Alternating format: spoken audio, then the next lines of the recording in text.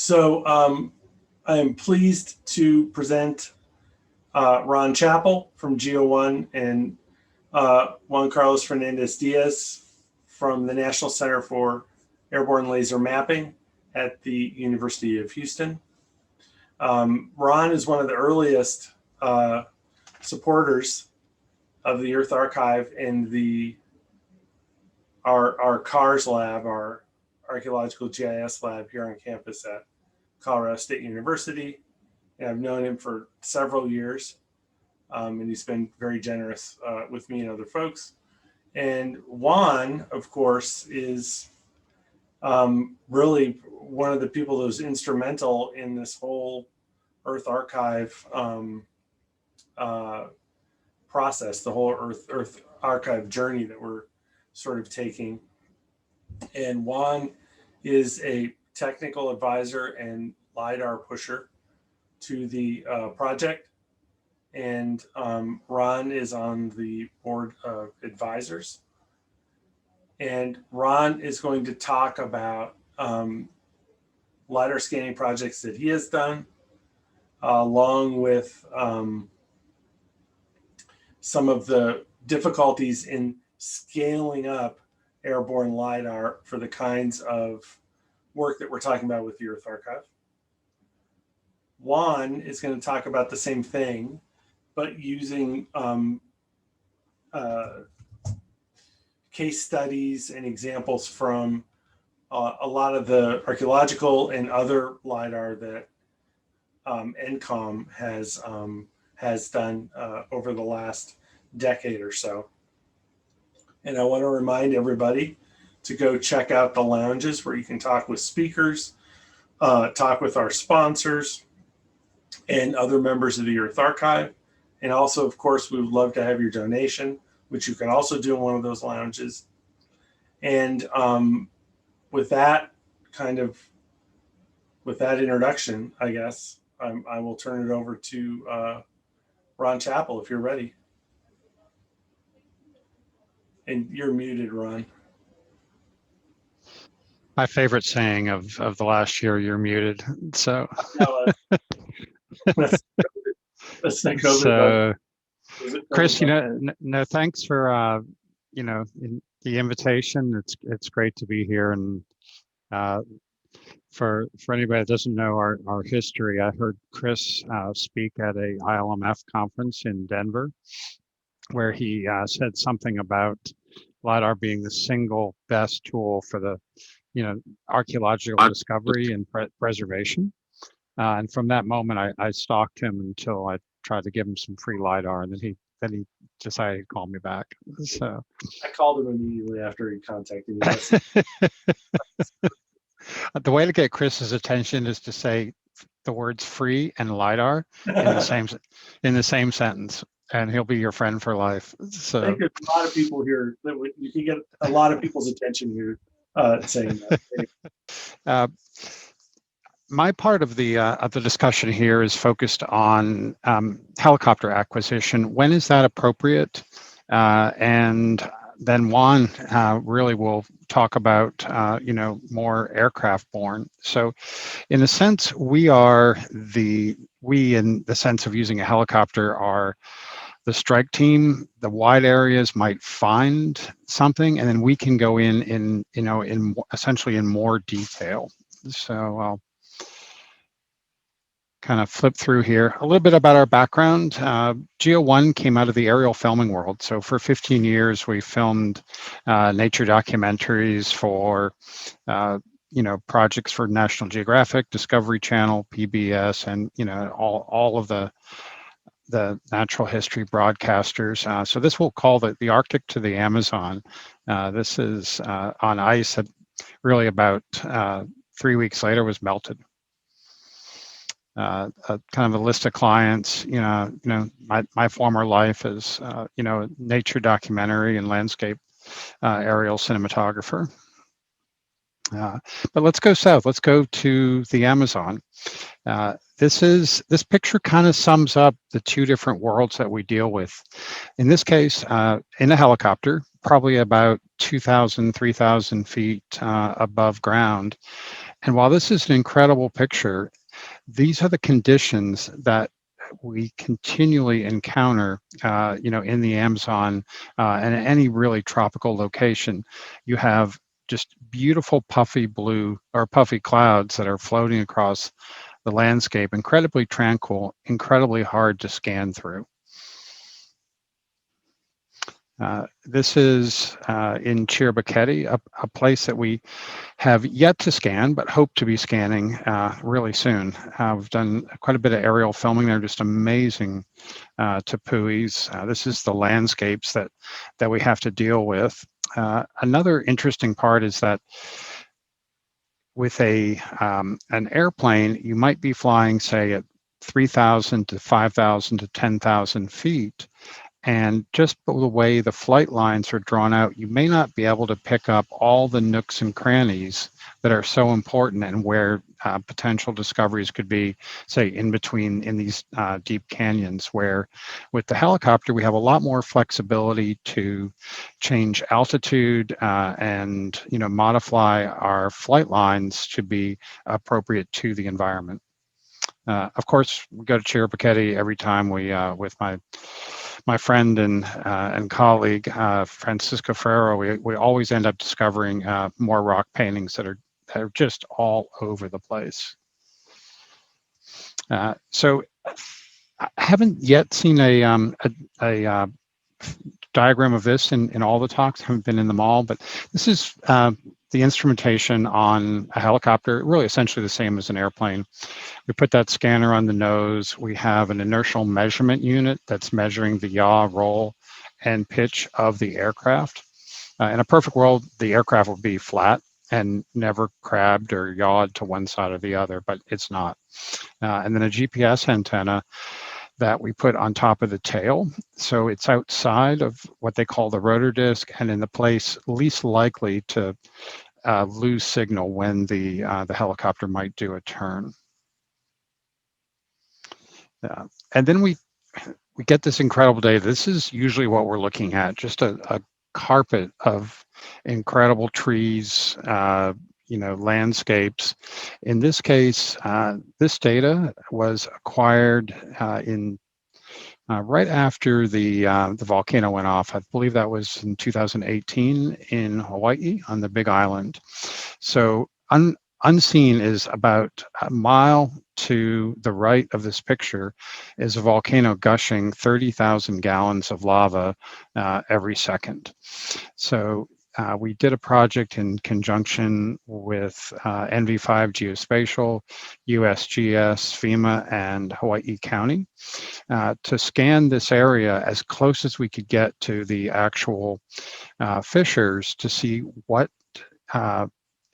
other clues, what other faults might lie below the canopy.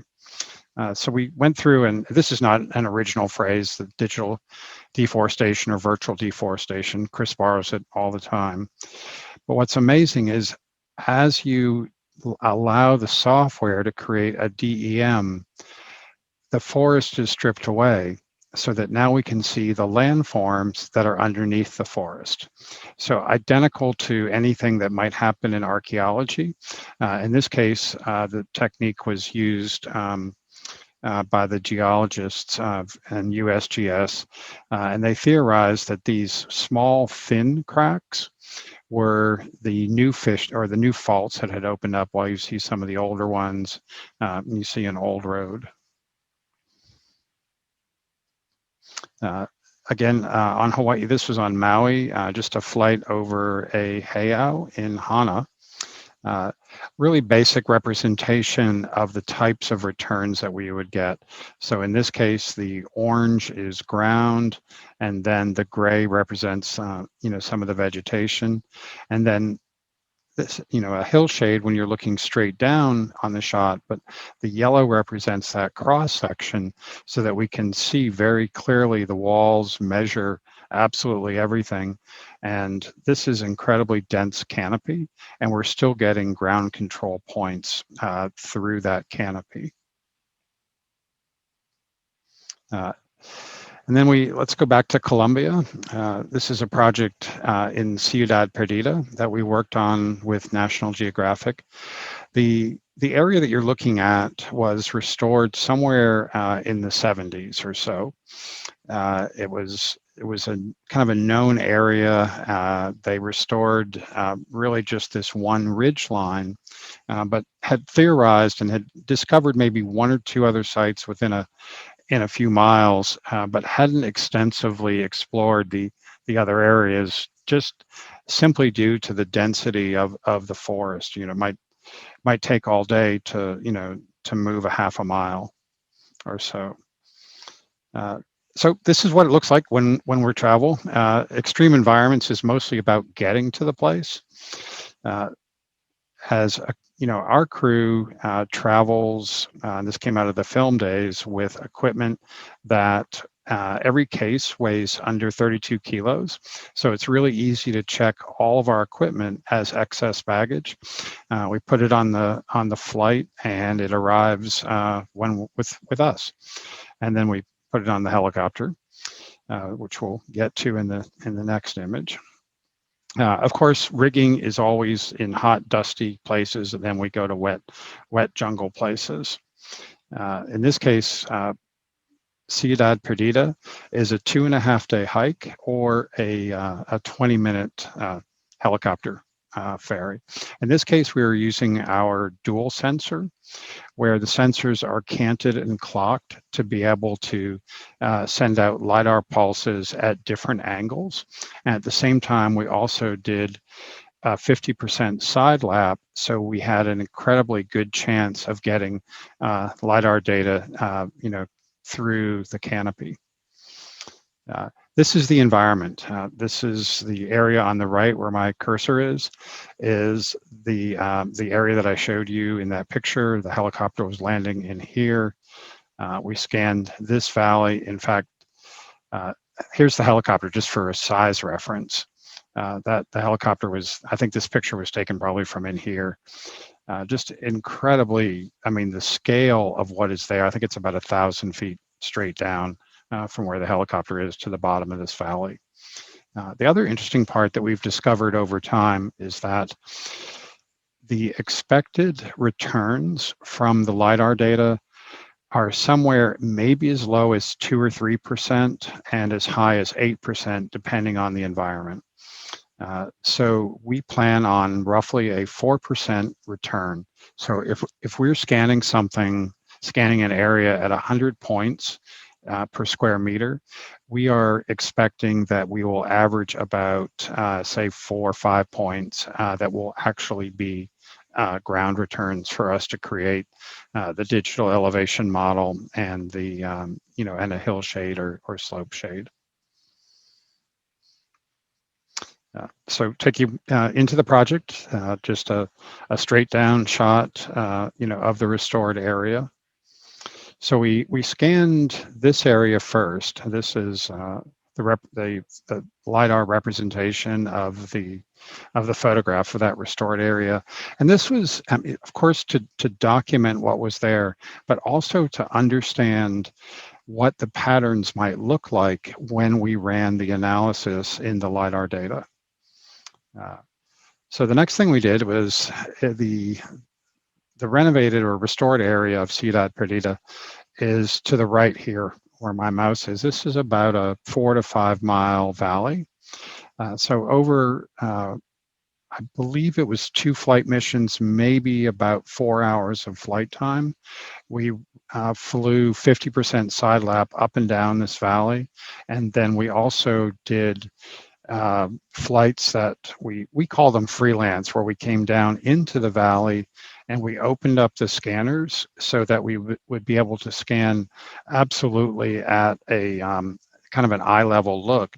So as the trees were stacked up, we had even another chance at getting LiDAR points under the trees.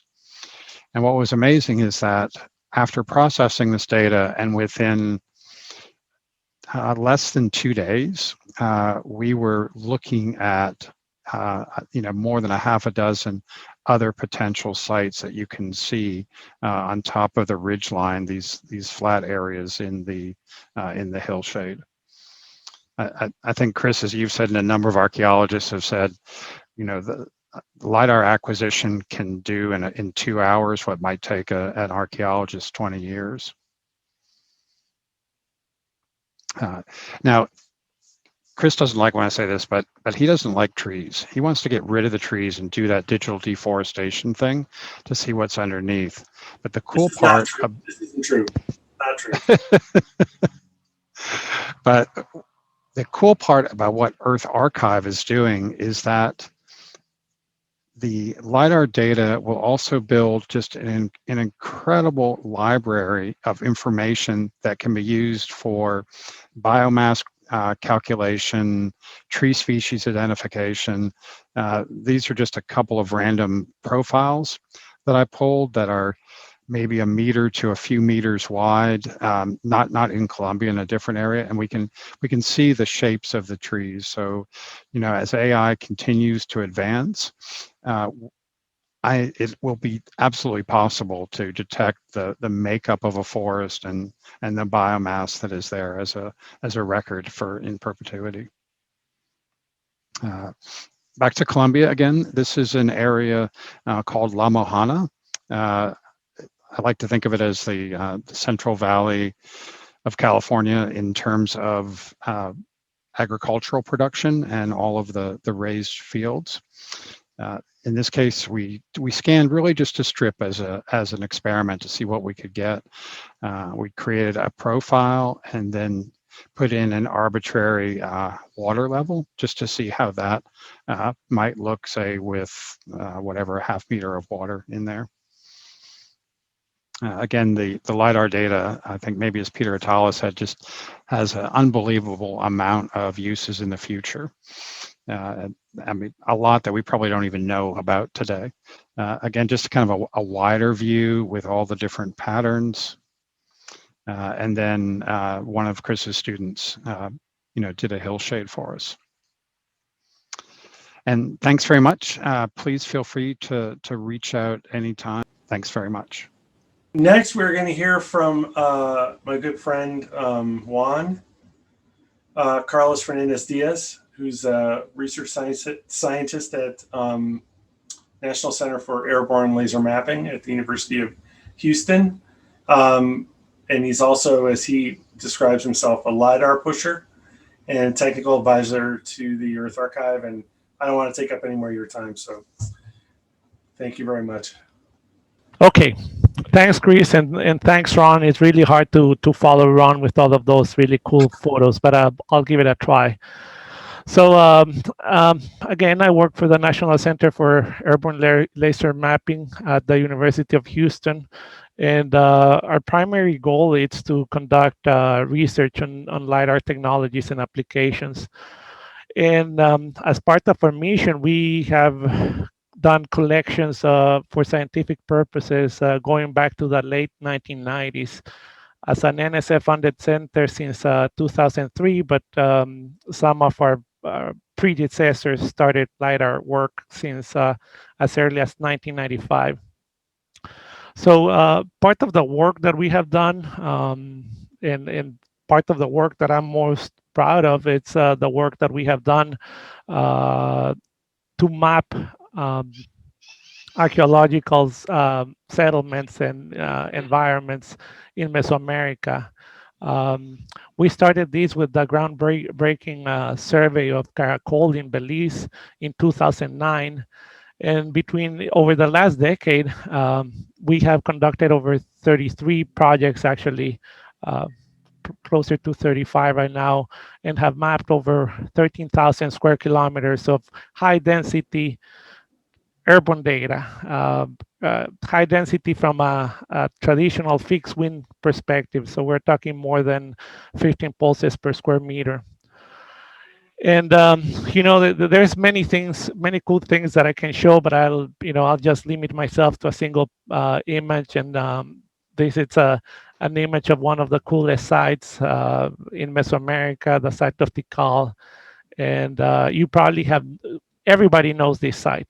Everybody knows this site because it has been in the movies, right? And we all know that it's an important place in Star Wars, right? I have had the advantage of being able to map these site, not with the Millennial Falcon, but with Piper Navajo, 2,000 feet above the ground.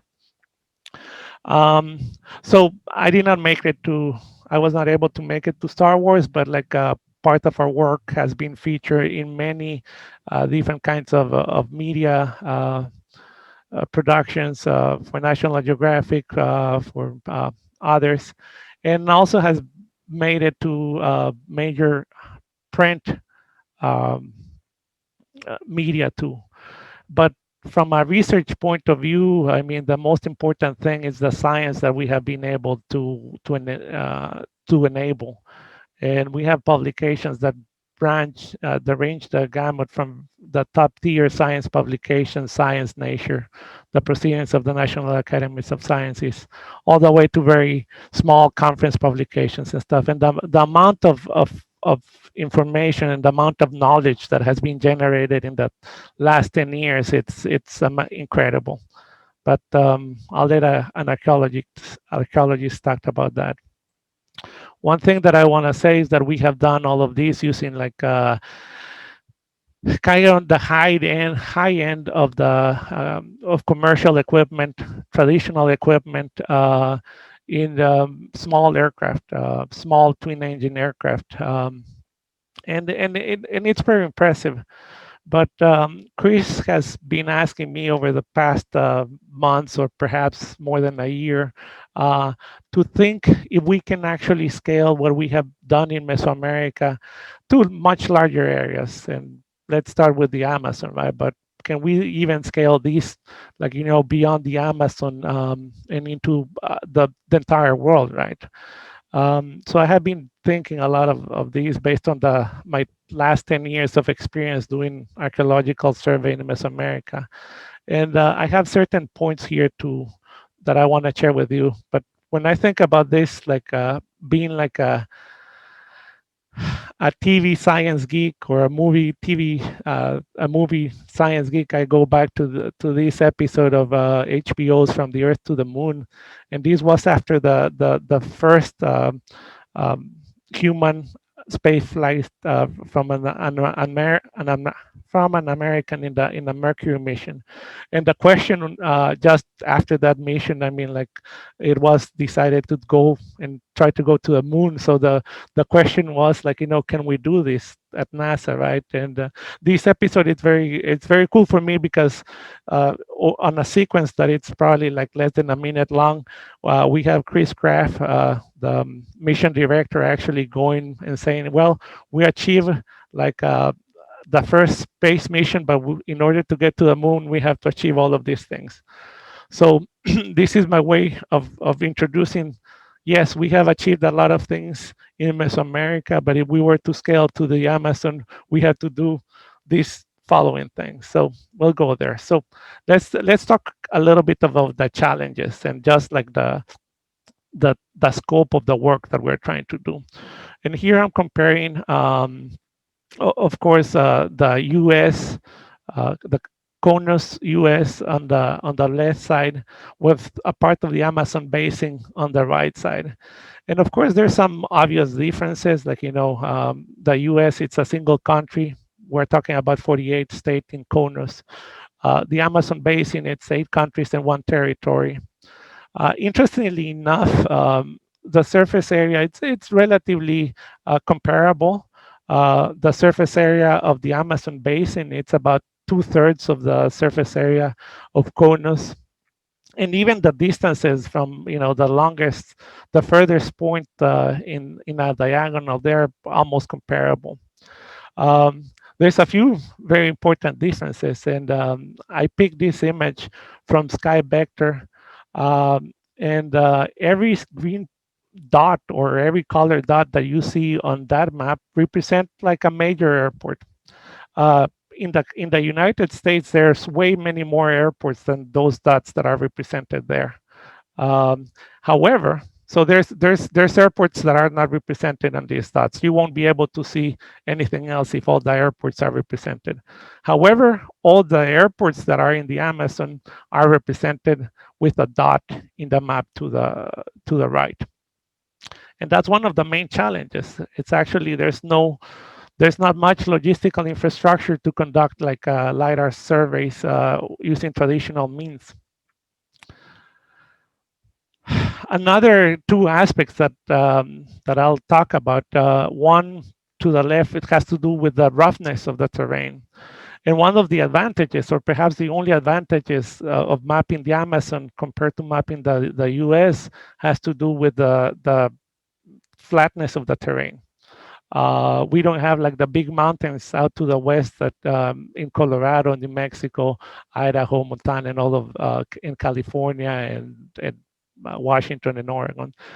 And that's very good from a LiDAR point of view, because actually one of the hardest thing to do is to map, even when this sounds like crazy, right? Like the whole point of using LiDAR is to map the 3D terrain, right? But the complexity of the terrain determines how fast you can map a given area. So the good thing is that the Amazon is relatively flat as compared to the US. However, a big challenge, on the other hand, and that's what you see on the map to the right, it's actually the clouds.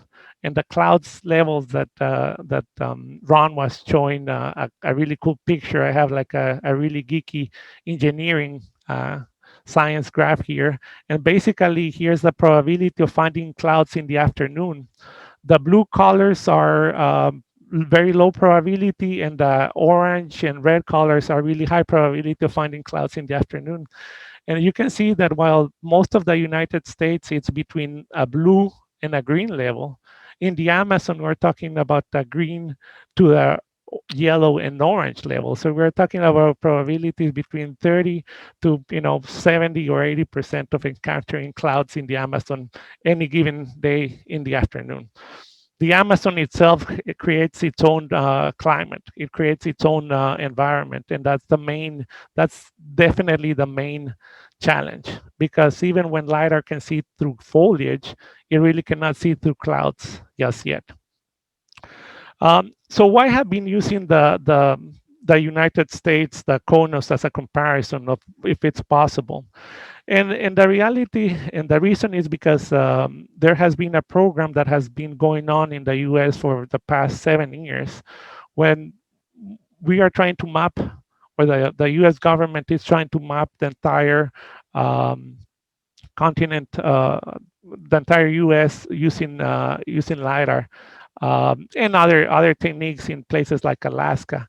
But the interesting thing is, like, I don't know exact numbers, but I think it's probably around a 75% completion over 7 years. And it's been close to $560 million, according to the official figures. Probably it's a little bit more. So, based on this example, if we were to use the same traditional techniques that we use, then, like, we're probably talking of, yes, we can definitely map the Amazon. It could potentially be done in about longer than the US, so probably like 10 years. It would probably take like a billion dollars. But I think, like, the important thing with these challenges, it's actually the opportunities to look into future technologies and techniques. And there's two things, and I'm unhappy that I can not go into the detail of those things, but we have to consider, like, actual the pair of LiDAR and aircraft, right? And the potential of developing a combination of sensors and platforms that might work well for this environment. So in terms of LiDAR, I'm thinking, like, we probably need LiDARs that can map in the medium altitude range, probably like 10,000 to 15,000 feet, using both traditional high SNR systems to the new, I mean, not new, but like the upcoming, like, low SNR systems. Key thing is to be able to ensure foliage penetration with whatever system you use and whatever altitude we use. And because if I show the issue with the airports that are very limited in the Amazon, we do need to have aircraft that allow long endurance missions. And potentially, like, we're talking about self-driving airplanes or remotely piloted aircraft. This is a complex and convoluted slide, and because I'm running low on time, I'm probably not going to go there. But like, these are the different kinds of systems, from complex from complex and high range to simpler and low range. Um, but I won't go there. I want to take a few seconds here and just talk a little bit of aircraft options. About 3 months ago, I survived a forced landing in Mexico, and we were lucky that there was an open field there. However, in the Amazon, the chances of finding an open field to do like a rough emergency landing are almost none. And with the amount of flying that it's might happen to map the Amazon, very likely several people might lose their life if we do it the traditional way. So that's why I'm thinking, like, we do need to consider the options of doing platforms that can fly themselves or can be flown remotely. And long endurance, that's the key thing. Um, of course, there's drones like the military use that can be up in the air for um, over 30 hours. Um, but like, there's some other alternatives that we might consider for the Amazon, like for example, airships that are like electrically powered, and the entire surface of the airship might be solar panels to recharge the batteries, operate the laser, operate the propellers and stuff like that. And another cool thing that it's happening right now, these technologies are there, both the lidars and the aircraft are there. They just have not been applied, like, to problem the scale as the Amazon. Last cool thing is like, there's a company actually building like self-flying aircraft, or actually not building, but actually developing systems for existing aircraft, so that they can fly themselves. And this is a caravan, a Cessna caravan. And the good thing of the caravan is that you can think it as a big flying fuel tank. So potentially we can put a big fuel tank in a big lidar and fly that baby for, 11 hours, maybe 15 hours. So those are some of the challenges and some of the opportunities. I will end it here. And sorry, Chris, that I went a little bit over my time. No, that's great, and thank you so much for that talk, Juan. And I think we definitely have time for questions and comments. My initial comment is we need to start with the most threatened areas and scan those areas first. And then 3-depth. This has come up a lot today. Those 3-depth numbers, their overhead is really, really different from the overhead that we have for a whole number of reasons, some of which I could talk about, and some of which I don't really want to talk about. But I'm not sure that the 3-depth numbers are really that applicable to what we're doing necessarily. So, and I mean, it's a nice baseline, but I don't. It's just not the same. It's just not the same thing. Well, we'll have to try and see. Well, that's for sure. But I think we can focus on areas that are most threatened, and gradually over time, over a few years, maybe graduate to dirigibles. Are you ready to pilot a dirigible, Ron?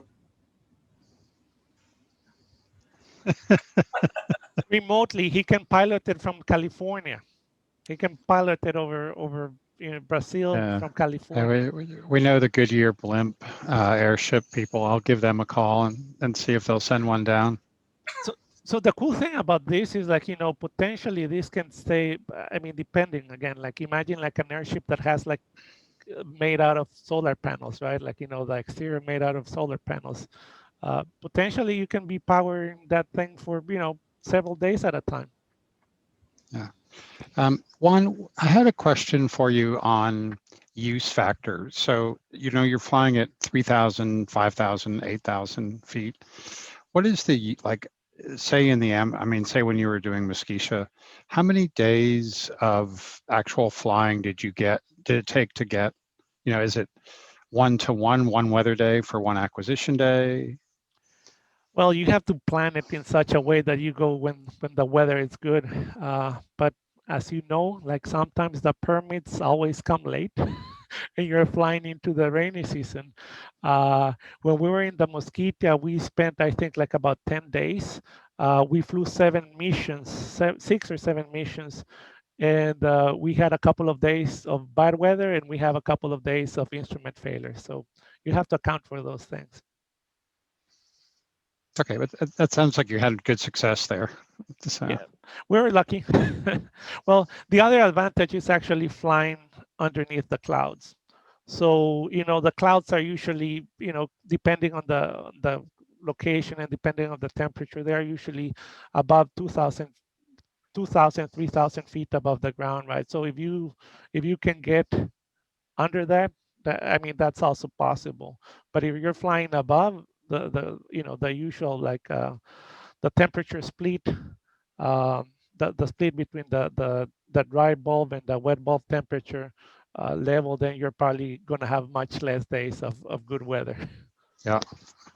But the other thing is, like, on something like the Amazon, when you're talking about mapping these kind of areas, you cannot be flying at 2,000 feet, because then, like, it will take like centuries to complete that, unless you have, like, fleets of thousands of aircrafts, perhaps small aircraft doing that. Yeah. No, I really think there needs to be there's an optimal solution out there, and it's not just one size fits all.